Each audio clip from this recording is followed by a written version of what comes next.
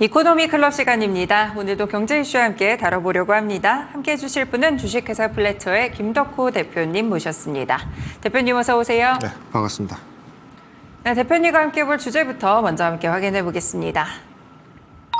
네, 2차 전지 화재 이슈를 뚫고 본격적인 반등의 시작일까요? 어제부터 확실하게 눈에 띄게 분위기가 좋아지고 있습니다. 네, 대표님 2차 전지 종목들 사실 화재 이슈가 발생하면 전반적으로 눌리는 게 맞는데 최근에는 오히려 모멘텀을 타고 반등이 좀 나타나는 것 같습니다. 이렇게 상승하는 이유는 어떤 게 있을까요? 자, 일단 벤츠가 불러온 이번 후폭풍의 가장 큰 문제점은 이제 중국 배터리발 이슈들 그리고 네. 더불어서 우리가 잘 알고 있는 뭐 LFP 배터리에 대한 안전성 검증에 대한 여러 가지 문제들이 발생을 했습니다. 네. 근데 사실 이제 이 화재 문제는 뭐 비단 중국제 제품만을 썼기 때문에 화재가 났다라고 해석을 하는 거는 좀 과잉 해석이다라고 저는 보고 있는 것이 네. 실제로 우리나라 같은 경우에도 뭐 이제 현대차나 기아에서 만들었던 우리나라 이제 LG에너지 솔루션 뭐 이런 배터리들이 탑재됐던 기업 자동차 모델들도 마찬가지로 화재가 발생을 했었습니다. 네. 그러니까 저는 이 사태를 보면서 이제 느꼈던 게 뭐냐면 지금 캐즘이 확산된 거는 어쩔 수가 없어요. 그러니까 뭐 내연기관이라고 해서 뭐 과거에 내연기관 자동차들이 만들었을 때 뭐 자연 발화를 한다던가 아니면 뭐 사고 충격으로 인해서 화재가 심각해진다던가 이런 문제들은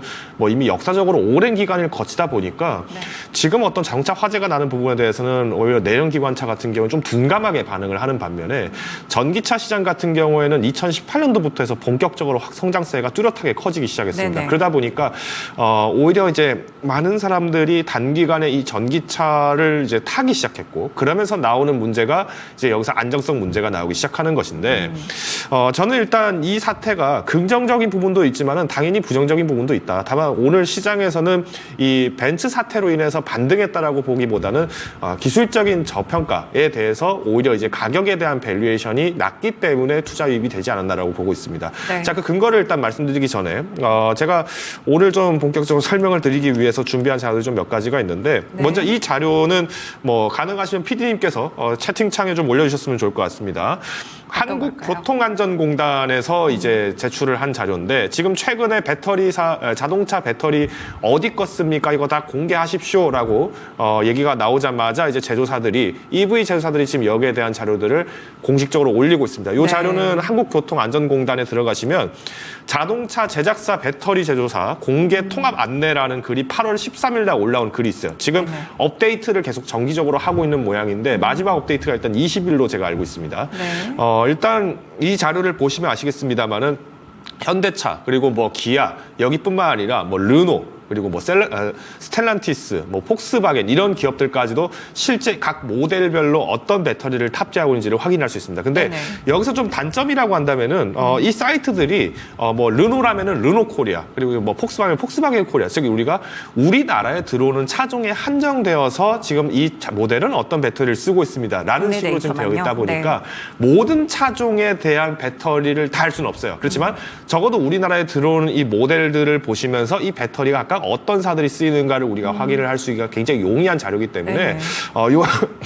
투자자분들께서 이 자료는 2차 전지 쪽에 내가 투자를 하고 있다라고 하시는 분이라면 꼭 이 자료를 좀 정기적으로 업데이트되는 현황들을 보시면서 비교를 하시기 굉장히 용이하기 때문에 좀 펴놓고 보시면 좋을 것 같습니다. 네. 그래서 이제 지금 이렇게 배터리 내용도 공개를 하고 몇 년도 모델부터는 어떤 배터리 들어갔습니다. 다 공개를 했습니다. 그런데도 불구하고 워낙 이제 본사 차원에서 어떤 배터리에 대한 안정성 관리가 좀 더 적극적으로 필요하다. 네네. 소비자 입장에서는 회사가 조금 더 공식적으로 관리를 해주길 바란다라는 입장에서 BMS, 그러니까 배터리 관리 서비스에 대해서 정보 제공 동의를 의무화하는 방안을 해달라라고 이렇게 뭐 의무화를 검토할 것이다 이런 낭설이 돌았습니다. 근데 사실 이거는 근거가 없는 내용입니다. 이거는 대한민국 그래요? 정책 브리핑실에서도 마찬가지로 네. 내용이 나왔지만 이렇게 이제 실제 그 PDF를 제가 받아왔죠. BMS 정보 제공 동의를 의무화하는 방안은 결정된 바가 없습니다 하면서 지난 8월 19일 날 이제 보도가 나왔던 내용에 대해서 이제 공식적으로 이제 정부에서 이제 발표를 한 자료입니다. 그래서 네. 오히려 이런 부분들이 이제 계속 가시화가 된다는 건 뭐냐면은 아무래도 소비자들 입장에서는 지금 전기차 화재 나면은 이거 감별하는 것도 회사들이 먼저 감별해놓고 틱 그냥 네. 결과 이거 그냥 당신 실수야 이렇게 던져버리면 소비자가 보호를 못 받는다. 그리고 여기에 대한 어떤 확실한 리콜이라든가 아니면은 정기적인 유지 보수가 안 되고 있는 마당인데 소비자한테 모든 게 전가돼 있으니까 이 서비스를 만들어 달라는 그 심리가 지금 작용을 하고 있는 거예요. 네네. 그래서 결국은 우리가 이 캐즘을 극복하는 과정에서 이러한 제도적 안전장치가 필요하다는 거는 많은 분들이 공감을 하실 건데 일단 현행 정부에서는 이 원인에 대해서 명확하게 분석한 이후에 방향을 설정하려고 하다 보니까 뭐 당장에 지금 결정된 바는 없다라고 공식 입장을 낸 게 아닌가라고 보고 있습니다. 네네. 자, 그러면 이처럼 우리나라에도 지금 화재 문제가 나오고 있는데 아까 제가 잠깐 말씀드렸던 게 기억나실 겁니다. 실제로 현대차, 기아도 마찬가지로 화재가 많이 났었는데 났죠. 요 자료를 조금 상세하게 집계를 해놓은 데이터가 있습니다. 요번에 이제 더불어민주당의 이제 전용기 의원실에서 이제 또 마찬가지로 이 발표가 된 자료가 있는데 요게 이제 2018년도부터 최근 2024년 비교적 최고까지의 이제 전기차 화재 건수가 어떤 식으로 났는가를 이 소방청 자료를 근거로 해서 지금 집계한 데이터가 있어요. 근데 네. 이 자료를 보시면은 2018년도에 3건, 2019년도에 5건, 20년도에는 12건, 21년도에 15건, 22년도 33건, 23년도에 47건이 집계됐다라고 해서 총 어마어마하니까 200건 총 이제 115건이 이제 화재가 났는데 네네. 내용을 살펴보니까 뭐 중국 배터리가 정말 문제가 있어서 중국 배터리만 화재가 났느냐 그건 아니었다는 겁니다. 오히려 우리나라에 있는 배터리도 국내산 있었다. 배터리 같은 경우에도 뭐 사실 이제 85% 가량이 이제 화재가 났었다라는 이제 데이터를 알 수 있는데 네. 자 그럼 우리가 이걸 봤을 때 어떤 분이 이렇게 생각하실 거예요. 아니 저거 왜 저런 얘기 쓸데없는 얘기를 해가지고 중국 배터리 더 수입 많이 해오게 만드냐 이렇게 생각할 수도 있거든요. 이건 오해가 생길 수 있는 거예요. 왜냐? 저는 이 자료를 보면서 긍정적이라고 말씀드릴 수 있는 원인은 뭐냐면 첫 번째는 우리나라 전기차 배터리가 많이 팔리고 있구나라는 거죠. 그렇죠. 전체 캐파를 지금 봐야죠. 최근에 전고체 배터리가 다음 주자가 될 것이다라면서 잠깐 반짝 반등했다가 그냥 그날 하루 만에 또 다음 날 빠져버렸어요. 자 네. 이게 무슨 말이냐면 전해질을 쓰고 있는 지금 우리 LFP 배터리나 NCM 배터리 같은 전해액을 쓰고 있죠. 그러다 보니까 상대적으로 전고체는 화재가 덜 날 것이야. 이건 이해가 되는 방안입니다. 근데 자 우리가 한번 가만 생각을 해보죠. 지금 전고체 배터리가 양산이 됐습니까? 아직 예정이죠, 예정. 자 양산이 안 됐습니다. 그러면 당연히 우리가 어떤 사고율이나 어떤 이런 함정들을 통계적으로 제시를 할 때는 당연히 그만큼 모수가 얼마나 되느냐가 중요한데 이겁니다. 반에서 반장 선거하는 게 어렵겠습니까? 대통령 선거하는 게 어렵겠습니까? 당연히 대통령 선거 어렵겠죠. 이와 마찬가지로 전체 표본을 대상으로 했을 때 어떤 제품들이 안정성이 있는가를 우리가 정기적으로 업데이트해야 되는데 그 말은 우리나라에도 지금 굉장히 많은 전기차 시장이 성장하고 있고 여기에 맞춰서 우리나라 배터리 시장이 또 배터리를 잘 납품을 하고 있다는 거기 때문에 네네. 저는 이 건수가 정말로 어떤 특정 모델에 대해서의 문제라든가 이런 것이 확인하게 나지 않는다면 저는 시장의 성장성 자체를 의심하지 말자라고 좀 말씀드리고 싶어요. 네네. 자, 그런데 문제가 있습니다. 여기서 그러면 이렇게 우리나라의 배터리 수가 어제 오늘만 같이 계속 좀 잘 가주면 좋을 텐데 그동안은 배터리 간다 얘기했던 거 작년 7월부터 해서 계속 가스라이팅 됐던 거 아닙니까? 수많은 사람들이 사실 이 차가 좋습니다 갔죠. 얘기를 했지만 네. 뭐 결론적으로 지금 리튬 가격도 많이 조정을 받고 있고 전기차 캐즘도 많이 나오고 있고 그러다 보니까 가격 경쟁력으로 LFP 배터리 만들겠다 했다가 LFP 배터리도 화제가 나다 보니까 많은 분들이 우려를 하고 있는데 그럼 우리나라 배터리사가 현실적으로 지금 입장에서 가격적 부담은 쌓았지만 이걸 극복할 수 있는 시장의 모멘텀이 필요한 상황입니다. 그렇죠. 자, 그래서 2024년 블룸버그에서 발표를 하고 있는 뉴에너지 포럼에서 발표를 하고 있는 이 자료, 그러니까 전기차 관련 자료 부분을 좀 레포트를 제가 준비를 했는데 네. 이 레포트의 내용을 보시면은 일단 2023년도까지 시장을 봤을 때 가장 빠르게 전기차 세일즈를 하고 있는 국가는 다 예상하시겠지만 중국 제품입니다. 네네. 그러니까 중국 제품인데 그 밑에 이제 우리가 좀 더 주목을 해볼 것은 뭐냐면은 그러면 이런 성장세들을 주목을 해서 계속 이제 성장이 되고 있는 전기차 배터리 중에서 왜 중국 제품이 잘 팔리는가를 보려면 첫 번째는 우리가 2023년 이전까지만 하더라도 2024년 이전까지만 하더라도 전기차 보조금이 공격적으로 나왔어요. 특히 네. 바이든 대통령을 필두로 해서 IRA 법안을 공격적으로 지원을 하면서 세공제를 받다 보니 소비자들은 싼 값에 차를 살 수 있으니까 이참에 바꾸자라는 모멘텀이 많았죠. 지금은 세공제가 거의 없습니다. 지원해주는 금액이 많이 줄어들다 보니까 이제는 소비자가 전격 부담을 해야 되는데 네. 자 막상 살려고 하다 보니까 배터리 가격도 많이 올랐고 그러다 보니 전기차가 부담스럽다는 겁니다. 그래서 지금 전략을 취한 게 각국에서는 싼 배터리를 쓰자라고 해서 나온 것인데 그래서 중국의 저가 배터리가 굉장히 폭발적으로 늘어나고 있다라는 자료가 이 자료에 또 마찬가지로 들어있어요. 그래서 보시면은 리튬 배터리, 그러니까 리튬 인산철 배터리, 그러니까 LFP 배터리에 관련해서도 지금 가격 비교를 해놓은 자료가 있는데 위에가 이제 BNEF 이제 글로벌 에버리지, 그러니까 세계적으로 배터리 가격을 주행을 했을 때 키로당 이제 얼마 정도, 킬로와트당 95달러 정도의 배터리 가격이 되더라라는 얘기입니다. 반면에 중국 같은 경우에는 53달러니까 40달러 이상 차이가 난다는 거는 굉장한 가격 메리트가 있는 거죠. 그러다 보니 이제 유럽을 비롯해서 세계 각국에서는 야, 중국 너희가 너무 경쟁성 저하를 시키고 있어. 너무 경쟁 시장을 붕괴시키고 있어. 그러니 관세를 매기겠다라고 해서 지난 6월부터 해서 EU 집행위에서는 중국산 전기차에 대해서는 일괄적으로 관세를 10%를 적용을 하겠다라고 얘기가 나온 거예요. 근데 엊그제죠. 테슬라에 대해서 갑자기 관세를, 개별 관세를 뭐 올리네 마네 이렇게 내용이 나오는데 맞아요. 요 기사가 조금 내용이 어렵습니다. 그러니까 가만 보시면 어디서는 뭐 관세를 20%에서 9%로 떨어뜨렸다는 얘기가 나오고 어디서는 테슬라 관세를 10%에서 19%로 올렸다는 얘기가 나오는데 이게 정확히 말씀드리면 여기 사이에 있는 10에서 19%는 뭐냐면 원래 중국산 전기차 관세 10%에 테슬라라는 회사의 한정으로 개별 관세 9%를 더해서 19%를 매기겠다는 얘기고요. 20.8%에서 9%로 떨어졌다는 얘기는 뭐냐면 그래도 중국에서 배터리를 탑재를 해서 유럽에 매출을 만드니까 여기에 대해서 유럽 집행위원회의 견제가 강할 것이다. 그래서 초기에 예상했던 게 테슬라향 개별 관세가 20.8%입니다. 그래서 원래 30.8%가 될 뻔했던 게 19%로 줄어들었다. 이렇게 보시는 게 맞다고 보시면 될 것 같습니다. 그래서 여기에 대한 최종 관세 확정이 이제 올해 10월 30일 이후부터 공시를 하고 5년 동안 적용이 될 예정인데 저는 그러면 이제 이 시점에서 봤을 때 우리나라의 전기차와 배터리 시장이 한번 기회가 올 수 있는 시기는 바로 이 11월부터가 되지 않을까라고 저는 주목을 하고 있어요. 오늘까지는 어떻게 보면 상승했던 모멘텀은 아까 말씀드린 것처럼 단기적 반대일 가능성이 크다고 말씀드리는 게 지금 코스피, 코스닥 같은 경우는 한번 잠깐 보도록 하죠. 자, 코스피가 지난 8월 5일과 8월 2일 날 큰 폭으로 하락을 했습니다. 근데 오늘 기준으로 이 코스피 시장을 보시면은 8월 2일 날 하락폭 정도 수준까지는 거의 다 올라왔어요.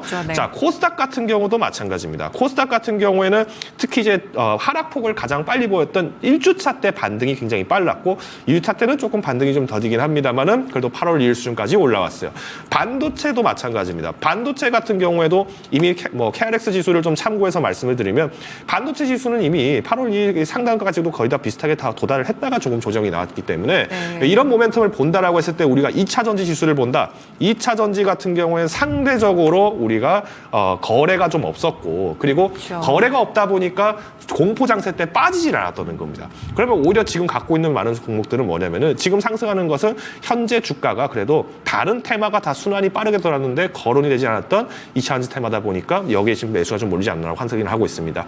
그래서 저는 일단 이 10월 30일 이후 유럽에서는 이 관세에 대해서 최종 결정을 하게 됩니다. 그래서 중국산 전기차 같은 경우에는 개별 관세가 어마무시합니다. 아까 테슬라가 개별 관세 9%라고 하니까 너무 비싼 거 아닌가요? 생각하시는 분들이 계실 것 같은데 중국 같은 경우에는 개별 관세가 17%에서 36%까지 있습니다. 그러니까 거의 이제 자동차 값의 3분의 1, 40% 가량이 관세로 붙여서 유럽에 들어오다 보니까 중국 전기차 시장 자체가 전기차의 어떤 세계 점유율이 떨어질 수 있다라는 얘기, 가능성이 커지고 있다는 거죠. 그러면 저는 이 시점에서 봤을 때 주목해야 될 건 2차 전지도 좋지만 현대차 그리고 기아를 한번 보셔야 된다고 말씀을 드리고 싶어요. 2차 전지보다요? 사실 현대차 같은 경우에도 이제 그동안 잘 간다, 얘기가 멋지다 이렇게 얘기가 나왔던 이유가 뭐 전기차도 좋지만 사실 하이브리드 시장이 굉장히 성장을 많이 했잖아요.